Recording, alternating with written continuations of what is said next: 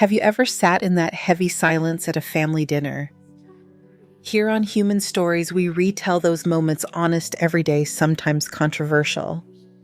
Every story is a mirror. Subscribe, join the conversation, and maybe find a little healing. The will was read in the fellowship room behind First Baptist, a low ceiling washed in tired fluorescent light and a cross tacked to knotty pine. Folks pretended not to stare, but I felt it. Eyes measuring how grief should look on a woman my age. Mr. Rhodes, our lawyer, shuffled blue-backed folders with the calm of a man who has closed too many doors. To Jenna Whitaker, he set a savings account to be administered at my office.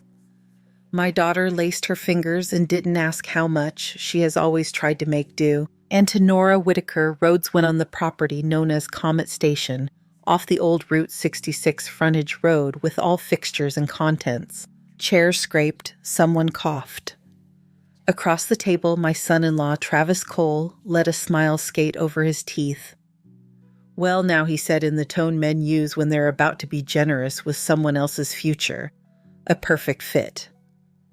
A couple of cousins stared at their shoes. Jenna's eyes found mine for a half-second. Plea and apology knotted together. Rhodes shut the folder. That concludes it, he said, and the room uncoiled into whispers. Travis rose smoothly, offered his hand as if the last 10 minutes had been a business breakfast. Nora, no sense letting that hulk rot. I've got a buyer out of Santa Rosa. Paperwork simple. Sign and you'll have cash by Friday. Thank you, I told him. I'll think on it. He dipped his head, but the smile that stayed behind said he had already counted the dollars. Outside, the sun had that hard New Mexico glare that makes everything honest. I kissed Jenna's cheek. She held on a breath longer than usual. I'll be all right, I said. Pick up Poppy, maybe the diner. She nodded. Travis took her elbow. They left in his polished truck chrome winking down the street. I drove alone. The heater in my sedan pushed out lukewarm air. The radio offered a preacher, then static, then a steel guitar that made the highway feel older. Tucumcari sits wide and low, a string of motels with neon still daring the sky. The frontage road runs like a scar beside the interstate, and the wind smells of dust and old gasoline, a tumbleweed snagged on the chain link like a thought that had given up. Comet Station waited where it always had 3 pumps gone gray, the canopy tilted just enough to worry a careful man. Earl, my husband, started here at 19 before the new highway stole the traffic and the town learned to live on memory. I unlocked the chain across the lot and pushed the office door with my shoulder. A bell rang from somewhere inside the walls, high and surprised. Rubber stale coffee, the last cigarette from years back that was the smell. The counter wore yellowed formica. On the shelf behind it, a stack of road maps had fused into a brick. I stood without moving because his ghost is strongest when the door shuts behind me. Earl used to wipe his hands on red shop rags and count the till with those neat square fingers. He nodded at strangers like they were already regulars. He kept his tools in order. He kept most things in order except the tumors. I found a broom and started on the floor. Dust rose as if it had been waiting, turning in winter light. The work steadied my breathing the way a hymn used to. I wiped the counter, scrubbed the coffee ring that had been there as long as the ring on my finger, and listened to the wind fuss with loose tin on the roof. Above the clock and station, a pegboard with pale outlines where wrenches once hung, sat a cheap glass clock, the kind a tire company sends at Christmas. Comet, it said in red letters with a tail that never reached the 6. The second hand ticked, hesitated, then ticked again like an old man deciding whether to stand.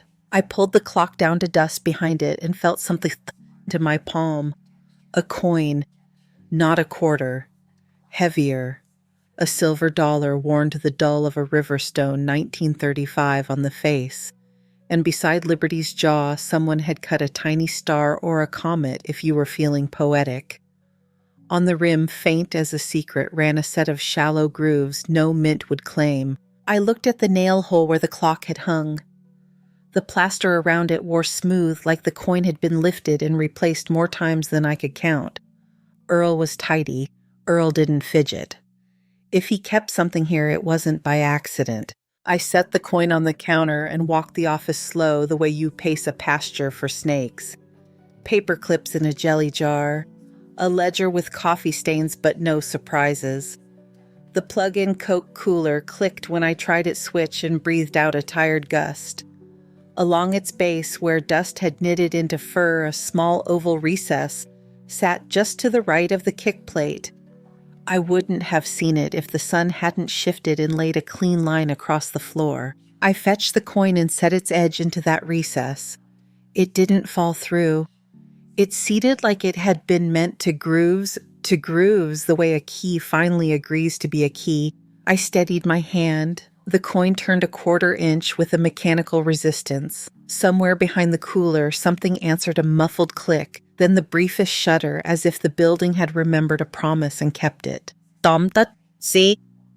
Trong phòng sinh hoạt, sau nhà thờ luật sư Rhodes đọc di chúc Jenna nhận một khoản tiết kiệm còn, Nora thừa kế trạm xăng cũ Comet Station trên Route 16. Con rể Travis mỉa mai rồi đề nghị mua lại nhanh gọn. Nora từ chối khéo. Nora lái xe một mình đến trạm giữa bụi đỏ và biển neon tàn. Bên trong văn phòng phủ bụi mùi cao su và cà phê cũ, ký ức về Earl trông quá cớ bữa vây. Nora dọn dẹp, để ý chiếc đồng hồ treo tường có chữ Comet. Khi gỡ xuống, cô phát hiện đồng bạc 1933 có vết khắc hình sao chòm sao chổi. Lần theo trực giác, Nora nhận ra một lõm nhỏ ở chân từ mát. Cô đặt đồng bạc vào van nhẹ, cơ cấu cơ khí ăn khớp, phát ra tiếng cạch sau bức tường, báo hiệu điều gì đó vừa được mở ra. Part 1. Comet Station. The will was read in the fellowship room behind First Baptist, a low ceiling washed in tired fluorescent light and a cross tacked to knotty pine. Folks pretended not to stare, but I felt it eyes measuring how grief should look on a woman my age. Mr. Rhodes, our lawyer, shuffled blue-back folders with the calm of a man who has closed too many doors. To Jenna Whitaker, he set a savings account to be administered at my office. My daughter laced her fingers and didn't ask how much. She has always tried to make do. And to Nora, Whitaker Rhodes went on the property known as Comet Station off the old Route 66 frontage road with all fixtures and contents. Chairs scraped. Someone coughed. Across the table, my son-in-law, Travis Cole, let a smile skate over his teeth. Well, now, he said in the tone men use when they're about to be generous with someone else's future. A perfect fit. A couple of cousins stared at their shoes. Jenna's eyes found mine for a half-second. Plea and apology knotted together. Rhodes shut the folder. That concludes it, he said, and the room uncoiled into whispers. Travis rose smoothly, offered his hand as if the last 10 minutes had been a business breakfast. Nora, no sense letting that hulk rot. I've got a buyer out of Santa Rosa. Paperwork simple. Sign and you'll have cash by Friday. Thank you, I told him. I'll think on it. He dipped his head, but the smile that stayed behind said he had already counted the dollars. Outside, the sun had that hard New Mexico glare that makes everything honest. I kissed Jenna's cheek. She held on a breath longer than usual. I'll be all right, I said. Pick up Poppy, maybe the diner. She nodded. Travis took her elbow. They left in his polished truck chrome, winking down the street. I drove alone.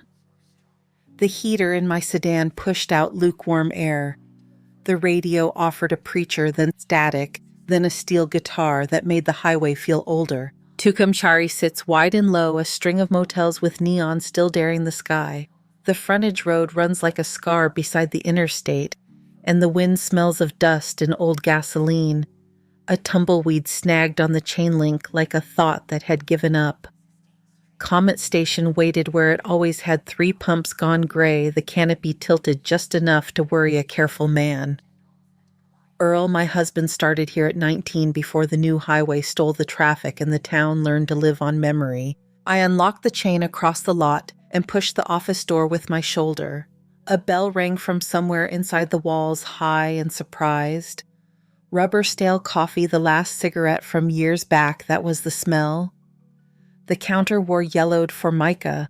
On the shelf behind it, a stack of road maps had fused into a brick. I stood without moving because his ghost is strongest when the door shuts behind me. Earl used to wipe his hands on the red shop rags, and count the till with those neat square fingers. He nodded at strangers like they were already regulars. He kept his tools in order. He kept most things in order except the tumors. I found a broom and started on the floor. Dust rose as if it had been waiting, turning in winter light. The work steadied my breathing the way a hymn used to.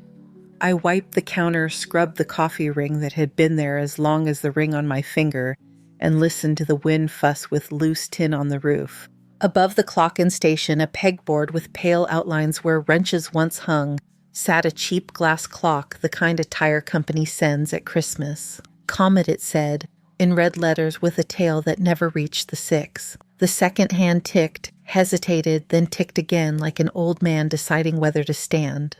I pulled the clock down to dust behind it and felt something thud into my palm. A coin, not a quarter, heavier.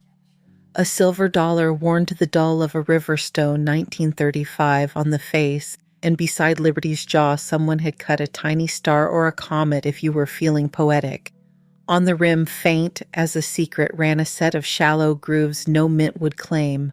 I looked at the nail hole where the clock had hung. The plaster around it wore smooth like the coin had been lifted and replaced more times than I could count. Earl was tidy. Earl didn't fidget. If he kept something here, it wasn't by accident. I set the coin on the counter and walked the office slow the way you pace a pasture for snakes. Paper clips in a jelly jar. A ledger with coffee stains but no surprises. The plug-in Coke cooler clicked when I tried its switch and breathed out a tired gust. Along its base, where dust had knitted into fur, a small oval recess sat just to the right of the kick plate. I wouldn't have seen it if the sun hadn't shifted and laid a clean line across the floor. I fetched the coin and set its edge into that recess. It didn't fall through. It seated like it had been meant to grooves the way a key finally agrees to be a key. I steadied my hand. The coin turned a quarter inch with a mechanical resistance. Somewhere behind the cooler, something answered a muffled click, then the briefest shudder, as if the building had remembered a promise and kept it. The cooler was heavier than it looked. I braced my hip against the counter, got both hands on the metal lip, and inched it forward. Felt pads squealed over tile that had not moved in years. Cold air coughed through the cracked gasket and brushed my knees. Behind the unit, the baseboard wasn't baseboard at all, just a painted panel the size of a bread box with a seam so fine, I'd taken it for a shadow. I pressed where the coin had turned. The panel eased out a finger's width, then another, then fell into my hands with the obedient thunk of something built by a man who measured twice. A dark space opened at floor level, low and square. A ladder had been built straight into the wall, a run of 2x4s cut into steps and painted the same dull tan. I knelt, listened. The building gave me wind and the soft tick of the cooling compressor, nothing else. I tucked the coin into my skirt pocket and swung my feet onto the first rung. Cold air rose up from the hole like a held breath. The room below was the size of a single-car garage, with a ceiling low enough to make a tall man stoop. Concrete walls wore a bloom of salt and something like mildew. My flashlight found the shape of an old office desk, its veneer chewed along the edges, and a dented file cabinet with drawers that had been opened and closed enough times to scar the paint into half-moons. There was a safe 2-squat enamel chipped to gray at the corners, pushed into one corner as if you could hide a thing by shoving it out of the light. On the desk lay a road atlas, whose spine had long since given up. Rand McNally, 1974, USAO.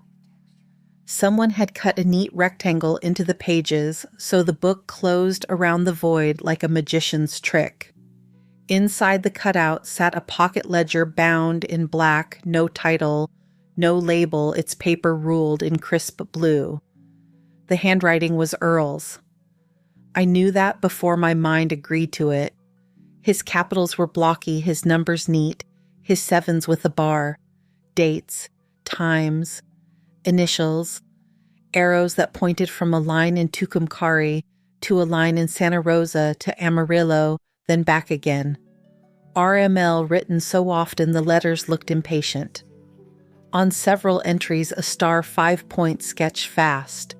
The same star as the coin. I opened the top drawer. Rubber-banded stacks of cash filled the center. Not fresh edges soft from counting, but more than a man like Earl would keep for a rainy day. A plastic film canister rattled with 3 thumb drives, cheap translucent kinds. You get in bulk with a strip of tape across each Jan APR jewel written in pencil. Beside them lay a card so old the laminate had bubbled U.S. Customs Service, a name that belonged to another time before offices were reorganized and agencies renamed. No badge, no oath, just a number, a seal, and a typewritten line that made no promise and yet carried weight. Down in my bones, something shifted. You spend your life with a man and you think you know the shape he makes when he sits with his coffee. And then you find a room where shapes mean other things. I slid open a cabinet drawer by habit and found only paper bills paid, oil deliveries signed, in triplicate a warranty for a pump that had outlived its maker. In the bottom drawer, under a roll of shop towels, was a folder that didn't belong Red Tab newer stock. Inside, photocopies had been printed so many times that faces blurred into charcoal. Yard cranes, containers. A logo painted on the side of a white trailer, Red Mesa Logistics, a triangle of rust-colored hills beneath block letters. In the margin, Earl had written L5 Bay after hours.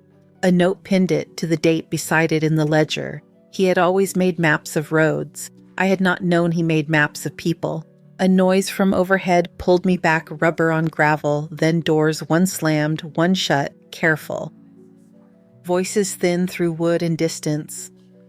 A flashlight's beam swung past the office window, quick and white, then again slower, as if whoever held it had decided not to be in a hurry. I turned off my light and stilled my breath. The latter felt like it belonged to someone else beneath my hand. Cleared yesterday, a voice said, not loud, "She's back." You sure? Another answered, younger with a restless edge that tried too hard to sound bored. Ways you can be sure, the first said. And ways you can be sure enough. Boots on concrete. The bell over the office door rang with that same surprised note as before. I eased the panel closed above me with a wedge of light left for my eyes to work. Their steps moved around the register, around the counter, paused. Something metal tapped the glass of the Coke cooler.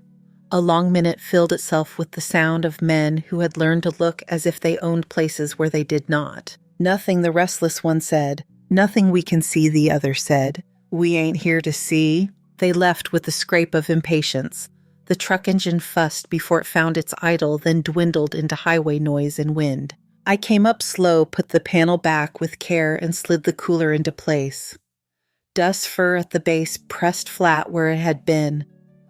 I set the clock where it belonged and wiped my fingerprints from the glass, because sometimes what steadies your hands is a ritual, and sometimes it is a lie your body tells itself to keep you upright. When I reached for the lock, an envelope peered from the thin gap under the office door, white bright as if it had its own light. No stamp, no return address. Inside, one line in block letters written by a hand that didn't mind pressing too hard, "Do not touch what he left." I folded the paper once and put it back where I had found it, then changed my mind and slid it into my purse. The bell chimed again. Sun came with the open door like water pouring. Travis filled the doorway, tie loose, the way men wear ties to look like they have been working at a desk all day.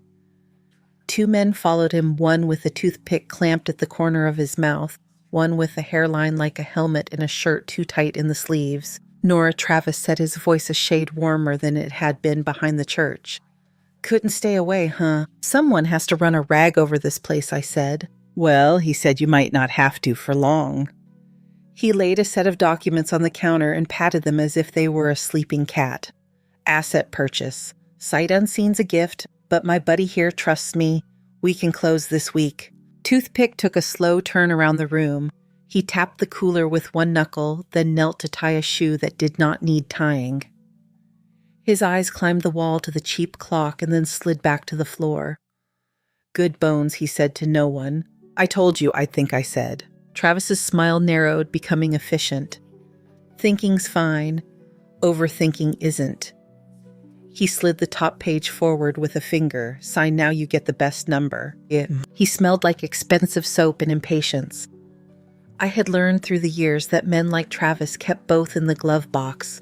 "I don't sign my name to anything I haven't read," I said. "Then read," he said, and leaned back on his heels to give me room he could claim later. I took my time turning pages I did not intend to sign. The clauses were clean and dull. The buyer of record wasn't Travis. It was an LLC with a Santa Rosa P.O. box and a name that could have fit on the side of any truck.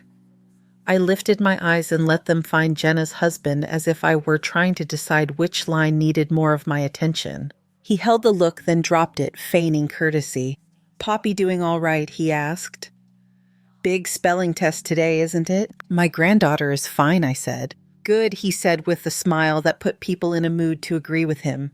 "Kids need stability." He left a phone number by the contract, his not the LLC's, and gathered his men toward the door with a tilt of his head. Toothpick paused at the cooler again, as if he had mislaid something, then shrugged and followed.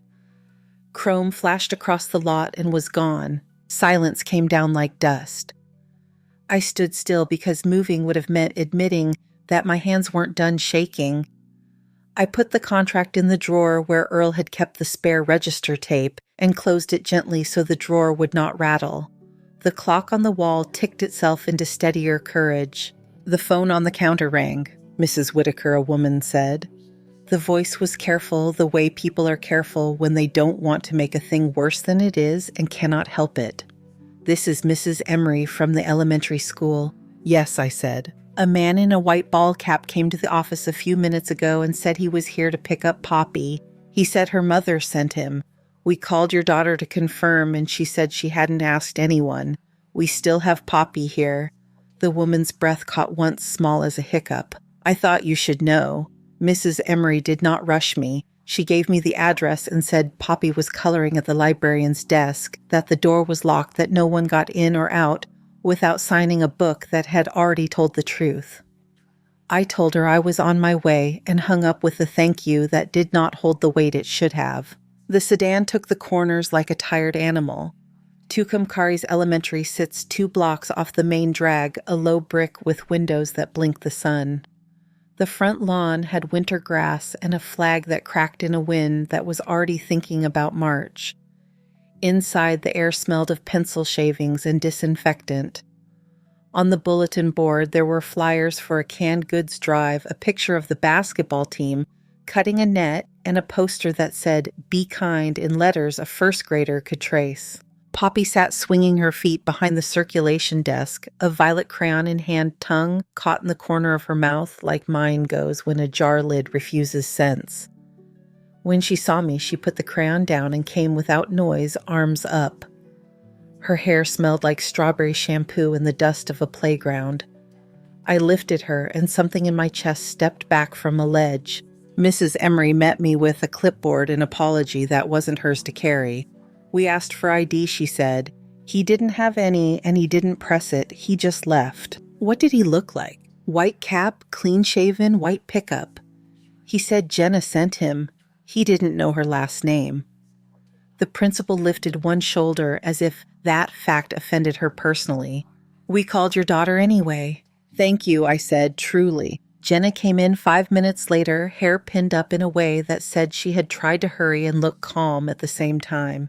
She reached for Poppy, kissed her temple, looked at me without blinking. "They're sure she asked the room, then me, then no one." "They are," I said. "You all right?" She nodded, which is what people do to keep words from falling out and making a mess.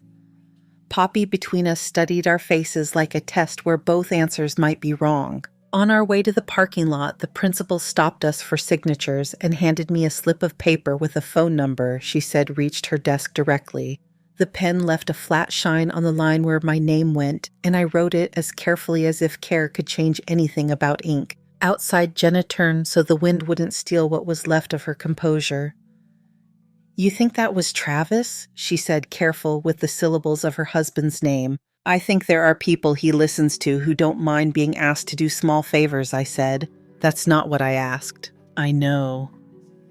I set my hand on the roof of her car because the metal was warm and the steadiness of it made my voice even. I don't pretend certainty when I don't have it, but I don't like the smell of it, Jenna. She closed her eyes and pulled a breath that lifted the bones under her blouse. He's Poppy's father, and you are her mother.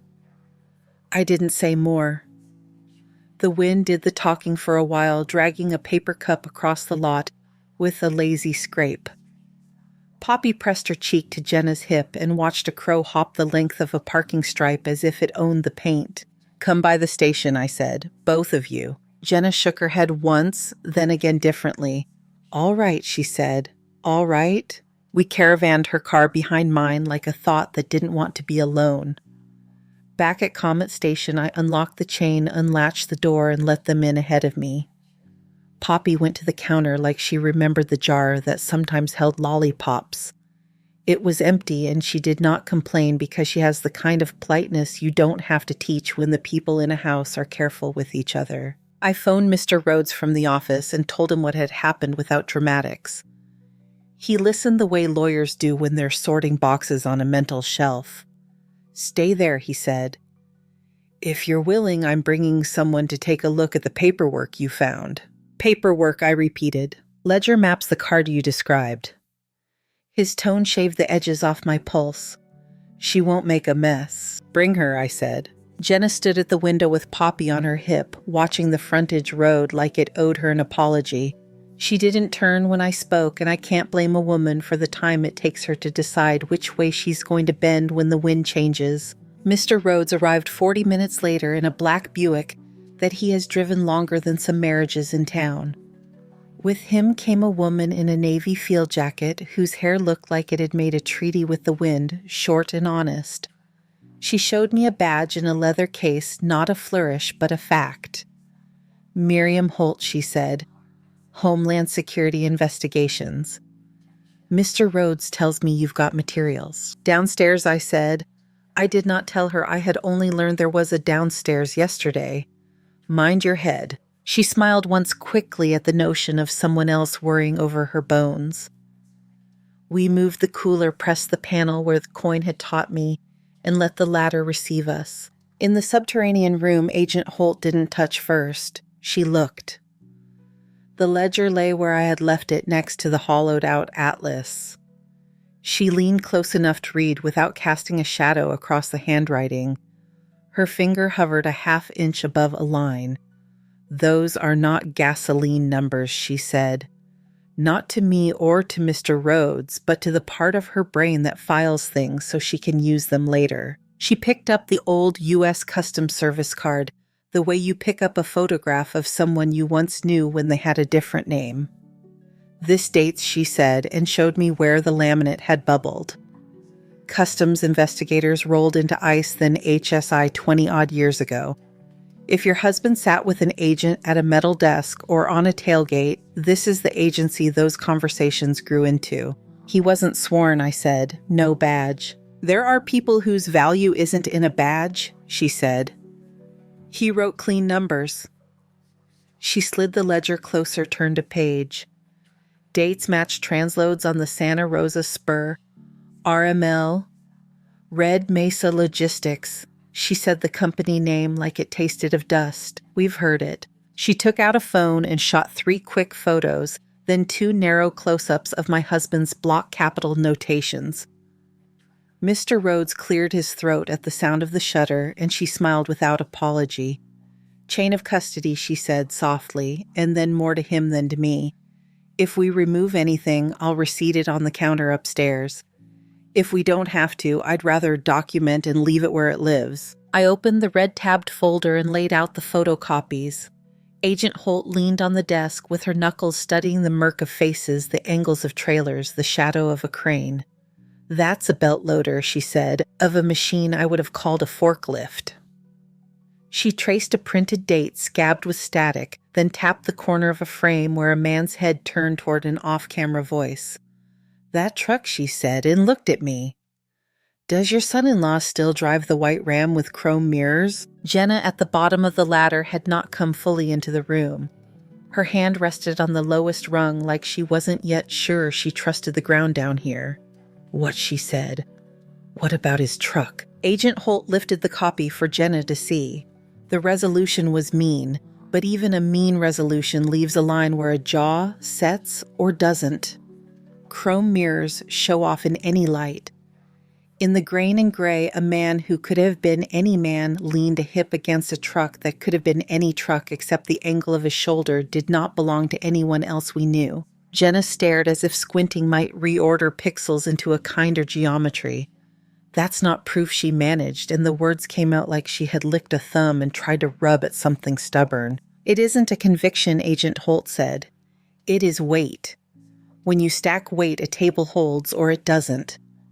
She opened the ledger to the barbed sevens and the starred initials. This is weight. The dates match. The Times walked back to the same nights a plate reader on the overpass caught his model truck running late.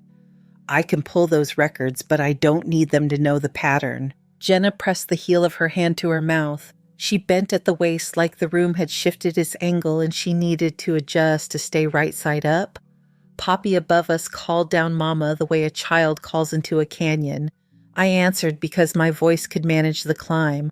We're here, baby. We're right here. Jenna straightened. She put her palms flat on the desk and found the edge of it with her fingers. If this is true, she said, and the word if didn't have strength enough to hold up the rest of the sentence. If this is true. It is true enough for me, I said. She looked at me then, not as a daughter looks at a mother for rescue, but eye to eye, woman to woman. Inventorying the face she's known since faces mattered. He told me you were making trouble, she said. That you didn't understand business, that you were scared. She laughed once unkindly, but only at herself. I've been married long enough to know what it looks like when a man rescues a story and forgets to rescue the truth. Agent Holt did not fill the quiet. She let the concrete walls do that. When she spoke, the words were level. Mrs. Whitaker, she said to Jenna, do you feel safe in your home? Jenna blinked, surprised by the verb. Yes.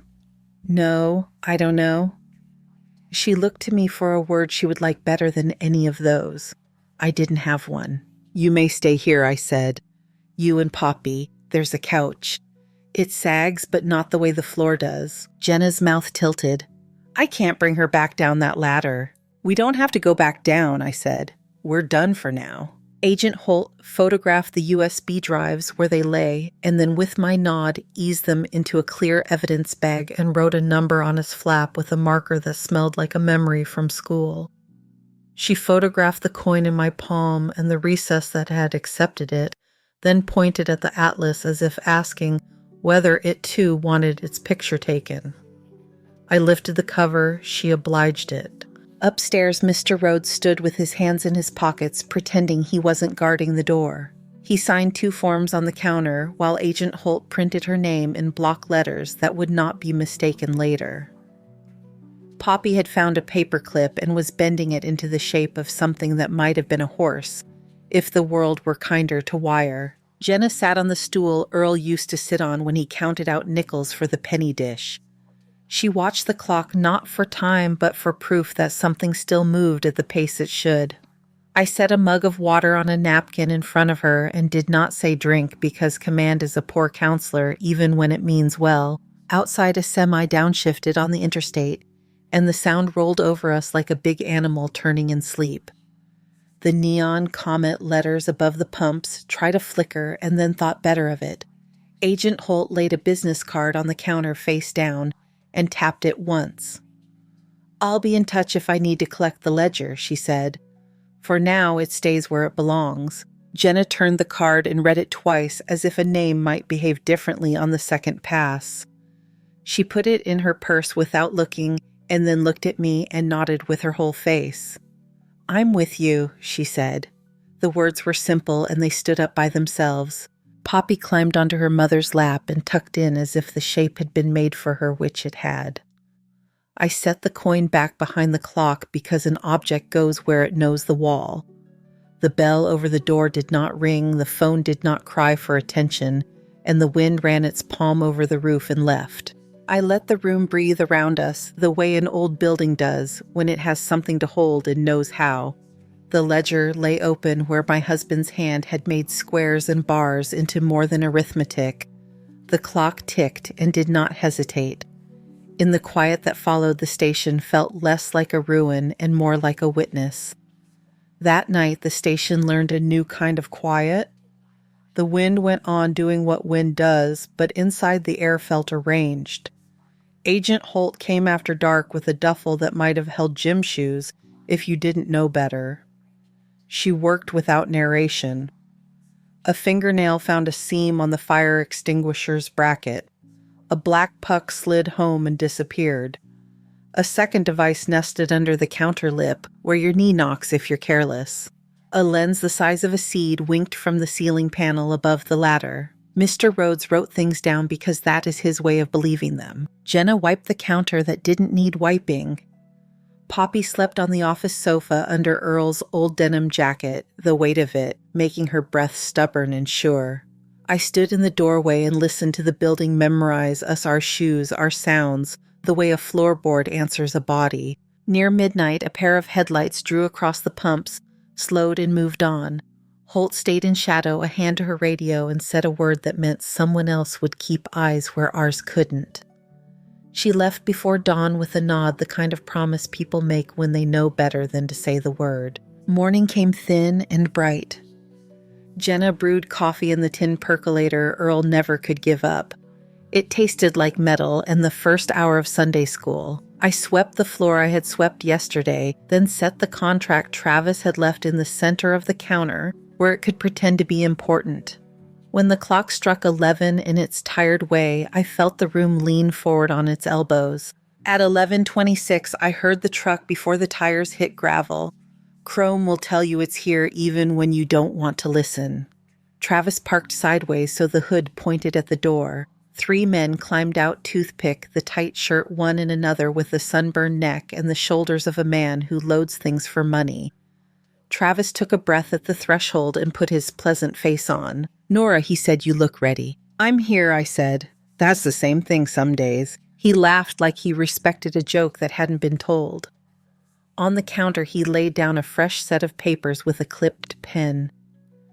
Toothpick drifted to the cooler again, that same curious knuckle to glass, as if even a habit might give up a secret if you repeated it enough.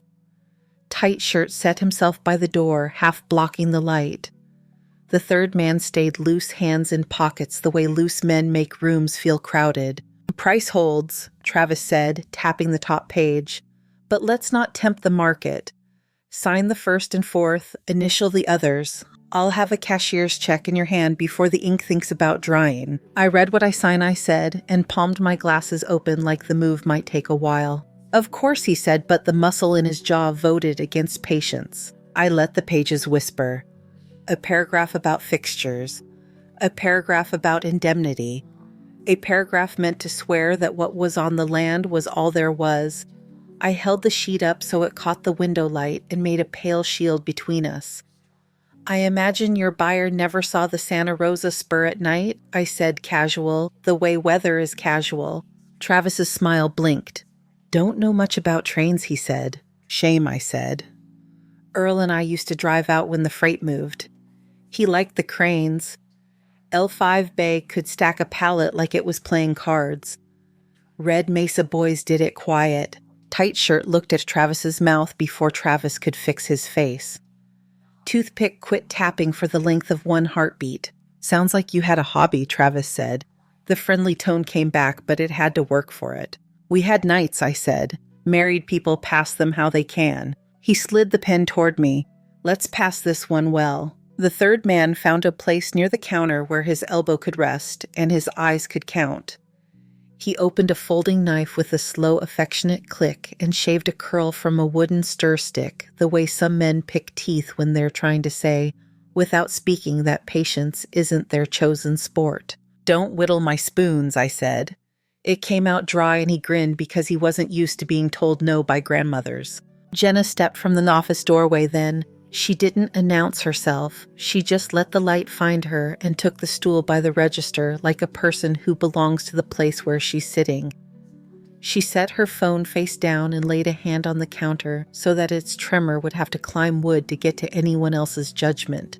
"Morning," Travis said, warmer than the room. "We're keeping it simple." "Simple and clean aren't always cousins," she said, and if her voice shook, the sentence held. He looked at me again because I had always been easier for him to read. "Pen," he said. I picked it up, examined the barrel like it might tell me something about the hand that favored it, and set it down. "Travis," I said, "what would your buyer think of a clause that requires transfer of any records attached to the property? Ledgers, maps, bits of paper the wind might stick under a baseboard." Travis's face went still. Not angry, not yet. Still like the skin of a pond when the air's holding its breath. "Why would a gas station have records?" Tightshirt asked the floor. "Stations collect things," I said. "Receipts, maintenance logs, names of men who sell filters at a discount. I let the pause be a place where another kind of record might live. I'd hate to leave anyone out." Travis swallowed.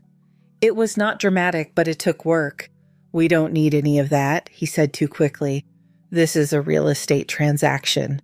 Behind me, a small red light found itself in the polished steel of the coffee pot and dressed up as a dot of sunrise no one else noticed. I could feel the room listen. The clock ticked once and then once again, as if to prove it wasn't the only honest thing in the building. "Then we'll keep it," I said, "all of it." He leaned forward, elbows on the counter, voice right size for persuasion. "Nora, I'm doing you a favor. I'm getting cash out of a carcass. You don't want to babysit Rust." "Rust minds itself," I said. "Men are harder." His smile went off. "Sign the papers." "I decline." The word surprised him because he expected no, and no is a door you can shove. Decline is a hallway where your feet make different sounds. Tightshirt's hand came off the doorframe. Toothpick set both palms flat on the cooler glass like a man considering whether ice would hold a deer. The third man laid the knife down open-friendly and pushed it an inch toward me, which was the only piece of theater the moment needed. Travis blew out a breath through his nose that might have been a laugh, if anyone in the room had deserved one. "You're making this harder than it needs to be." "Hard has a way of fitting," I said. He reached for the contract. The bell over the door rang, like it had something to do besides tell you about customers. The man who stepped in wore a ball cap with the bill pulled low enough to make you think of fishing.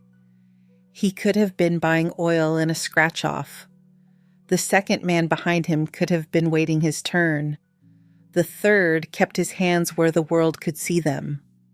Holt came last, cap jacket zipped, voice steady. "Federal agents," she said, hands where I can see them. The cap men moved with the choreographed casual of people who have practiced making a surprise feel quiet. Tightshirt froze long enough for the habit in his blood to die before it did anything impolite. Toothpick's shoulders rose and then settled when an agent's palm landed on his wrist, with the gentleness you use to steady a child who has found a step he wasn't looking for. The third man glanced at the knife, did the math. Lifted his hands and stepped back. Travis Cole Holt said, not reading it from paper because she had memorized it. "You're being detained pending a warrant. Keep your hands open." He did, but he talked. "You people are ridiculous," he said, and the calm he kept like a coin in a pocket came out dented. "This is a family matter." Holt didn't argue because her job wasn't to fix his words. She nodded to the agent at his side. Wrists met plastic with a small ratchet sound that always seems louder than it is. The room changed shape. For a second, the only noise was the clock and the hitching breath of a man who had thought today would unspool a different way. I could see Jenna's reflection in the cooler, the line of her shoulder, the place where her throat learned a new habit. She didn't look at Travis. She watched Holt's hands because competence has a way of steadying a person. The agents moved quick without hurrying. A camera on a tripod appeared, took 4 frames of the counter, the knife, the documents, the positions of feet. Holt read a set of words she had read before, each one laid where it belongs. Mr. Rhodes stood off to the side, not smiling, not frowning, hands folded as if in church, which is another place where people say things that change the day. Travis turned his head toward Jenna, then as if he could still set a hook with a look. "Jen," he said. The syllable came out softer than the last hour had deserved. She did not answer. When Poppy's school photo fell from her purse and skated across the counter with the lightness of paper, she put it back carefully, squared it with the edge, and closed the clasp. The door opened again for air and for the world that had gone on making its noises. The agents guided the cuffed men across the lot. Chrome found the noon sun and returned it to whoever wanted it. Holt stayed. She lifted the knife with a gloved hand into a bag that crackled lightly and slid the unsigned contract into another. She set both beside my ledger without making them equal. "I'll receipt these," she said, pen already moving. "Your copy goes in the top drawer." I nodded. The building breathed. Somewhere under the floor air moved, and in the duct Earl had run with a borrowed crimper. The coin behind the clock kept its counsel. The neon letters tried another flicker and failed at it in a way that felt honest. Jenna stood. She washed her hands at the little sink, though they were not dirty. When she dried them on a paper towel, the sound was summer dry and precise. I poured coffee that had grown old in the pot and didn't taste it. Holt wrote a number on the receipt and printed her name the same way she had downstairs. The pen made that small, scratchy music that paper loves. Outside, a horn sounded from the highway and then didn't again. The door shut. The bell settled back into its chain. The room, having held, kept holding. Afternoon settled and did not leave. The agents finished their photographs, bagged what needed a label, and let the station breathe on its own. Paperwork spread across the counter like a small geography receipt forms chain of custody slip signatures that turn names into objects with dates. Holt capped her pen, checked a number against a number, and nodded once to herself as if the math matched. A county cruiser idled at the curb, because that is what cruisers do when there is nothing left to do. Mr. Rhodes stood by the door and watched the lot the way men who grew up on farms watch weather quietly with attention. When he left, he touched 2 fingers to the brim of a hat he didn't wear anymore. Jenna rinsed the coffee pot and ran new water through grounds as if a second brew could make anything better than the first. She phoned the school and told Mrs. Emery we were on our way for pickup after lunch. The principal said she would be at the front desk with the book open and a pen that still had ink. It wasn't a promise. It was a habit, and habits carry more weight than promises most days. The station held on to its own sounds. The clock ticked without pausing. The cooler hummed, then rested, then hummed again. Somewhere behind the wall, a mouse made a choice and changed its mind.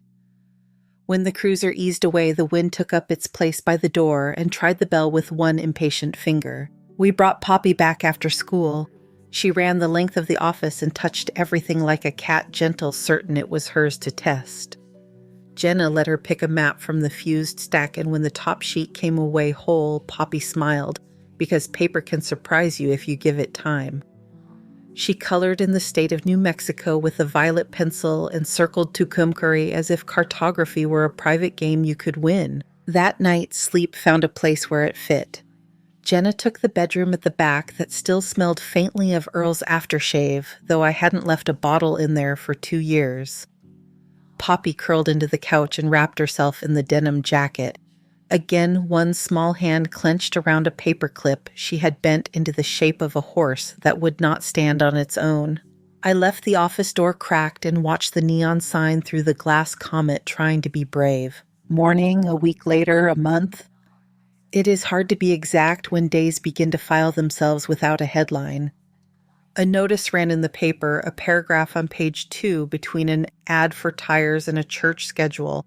Investigation continues into logistics ring. Several detained pending charges. No names, no sermon. Holt came by twice each time with a warrant that folded to the size of her palm. She lifted the ledger, then slid it into a bag with a printed number and set a yellow copy of the receipt on the counter like a coaster. She promised nothing asked, little worked like a person who prefers held breath to loud ones. We mended small things. The hinge on the office door quit complaining when I gave it oil from a can that had outlived its label. I scraped the counter with a razor, and the coffee ring finally surrendered after arguing longer than it had to. A boy from the high school shop class welded the squeak out of the hinge on pump 2. He left a bead so straight it looked like a decision. I paid him in cash and a pie from the diner, which made us both feel like the world had kept a rule. Jenna brought order where order could live. She labeled 3 plastic bins, filters, rags, fuses, and put them on the shelf where Earl's cap once hung. The world doesn't bend toward neatness, but you can nudge a corner. She kept her phone face down. When it rang, sometimes she stepped outside and stood by the ice chest and did not answer. Sometimes she did answer and said nothing for a long time. After one of those calls, she came in and took Poppy's cheeks in her hands and looked into that small, steady face as if the answer to a different question might be hiding there. Nothing in the room moved out of place. Neighbors stopped by with excuses. Mrs. Alvarez left tamales because the kitchen was hot anyway. The mechanic from up the road asked if we had a gallon of washer fluid and left $10 when we said yes. The pastor's wife brought an extra bulletin and set it beside the register where the penny dish would have been if I hadn't decided years back that pennies were tired of being passed around.